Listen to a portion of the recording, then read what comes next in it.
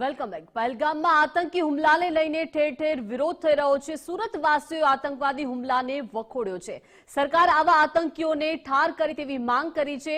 ઉદ્યોગકારો, યુવાઓ, વકીલો, બેન્કર્સનો એક જ મત છે, હવે વાટાઘાટ નહીં પરંતુ ક્વિક એક્શનનો સમય આવી ગયો છે। મૃતકના પરિવારો પ્રત્યે લોકોએ સંવેદના દાખવી છે તો આતંકવાદનો જડમૂળથી સફાયો કરવાની પણ હવે લોક માંગ ઉઠી છે। વકીલોએ કહ્યું છે કે બંધારણીય રીતે ફાંસી આપવી જોઈએ। કેટલાક વકીલોએ કહ્યું કે આતંકી જ્યાં દેખાય ત્યાં એન્કાઉન્ટર કરો।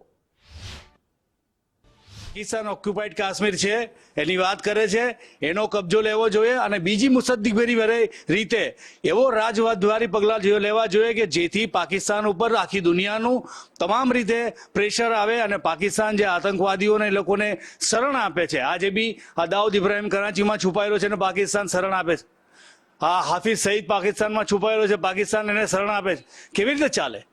આ બધાની સામે એવા પગલાં લેવા જોઈએ ઇન્ટરનેશનલ સ્તર ઉપર કે જેથી કરીને આ બધા દબાણ હેઠળ પાકિસ્તાન આ બધામાંથી બહાર નીકળી જાય। અમેરિકાએ જો ઓસામા બિન લાદેનને પાકિસ્તાનના ઘરમાં ઘૂસીને ઠાર મારેલો, આવા કડકમાં કડક પગલાં લેવા જોઈએ જેથી કરીને આ જે કંઈક 28 જણોની શહીદી થઈ છે એ લોકોના આત્માને શાંતિ મળે અને એ લોકોના કુટુંબને પણ એટલીસ્ટ એટલી તો શાંતિ થાય કે કંઈક અમારા શહીદોની જે શહીદી છે તે એડે નથી ગઈ। આ જે થયું છે તે ખૂબ જ રોંગ જ થયેલું છે, કેમ કે એ લોકોએ એ પણ નથી જોયું કે સાથે બાળકો હતા, એમની સાથે એમની વાઈફ હતી, ડોહા માણસો હતા અને એ લોકોએ જે હિસાબે નામ પૂછીને અલગ કર્યા અને પછી સીધું ફાયરિંગ કર્યું, એમને કંઈ દયા નહીં આવી। એ લોકોનો શું વાંક હતો? એ લોકોએ શું બગાડ્યું હતું તાનું? ઉલટા અહીંયાના પર્યટકો ત્યાં જાય છે, આપણા દેશના પર્યટકો, બહારના પર્યટકો ત્યાં જાય છે, ઉલટા ત્યાંની પ્રજાને જ ત્યાંનો રોજગાર મળે છે। પણ આ અમુક બહારના જે આતંકીઓ આવીને ત્યાં ત્રાહિમામ મચાવે છે એ ખૂબ જ ખોટું છે અને એની હું સખત નિંદા કરું છું। એ લોકોને કડકમાં કડક કાર્યવાહી કરવી જોઈએ એ લોકો પર। જે કૃત્ય આતંકવાદીઓ કર્યું છે એ આતંકવાદી વિરુદ્ધ સખતમાં સખત પગલાં લેવાની જરૂરિયાત છે। હવે ફક્ત વાતોથી કામ કરીને કામ ચાલવાનું નથી। હવે સરકાર મક્કમ છે, સરકાર પાસે ખૂબ મનોબળ છે, ત્યારે સરકારે ખૂબ મોટી સર્જિકલ સ્ટ્રાઇક ટાઈપની કોઈ એટેક આ આતંકવાદીઓના અડ્ડાઓ પર ઘરમાં ઘૂસીને કરવા જેવી છે।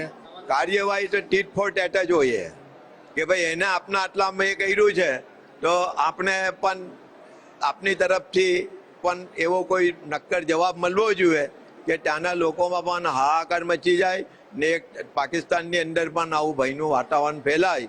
ये सीरीज ही है कि इनको मार देना चाहिए, क्योंकि सजा की कोई बात ही नहीं आती यहाँ पे, क्योंकि जिस तरह उन्होंने एक औरत के सामने, बच्चों के सामने उनके पिता, उनके पति को मारा है, वो कहीं ना कहीं ये एक संदेश उन लोग दे रहे हैं कि उनके एक आर्थिक स्थिति से उनके परिवार को तोड़ने की कोशिश की गई है और ये उनको सीधा किल टू डेथ होनी चाहिए वहाँ पे। હું તો કહું છું એમને ડાયરેક્ટ એમની ઉપર હુમલો કરીને એમને મારી જ નાખવા જોઈએ। આવા લોકો જો દુનિયામાં જ રહેતા હોય તો એ બધા માટે જ હાનિકારક છે બધા। મને ખાતરી છે કે પીએમ મોદી સાહેબ ને એમની સરકાર આના પર ઘણા કડક પગલાં લેશે અને જે કોઈ પણ આને કૃત્ય કર્યું છે એને કડકમાં કડક છે તે સજા મળે એવું એ લોકોનું આયોજન થાય એવી હું અપેક્ષા રાખું છું। આજીવન સજા હોવી જોઈએ, એમને ફાંસીની સજા સિવાય બીજો કોઈ ઓપ્શન નથી।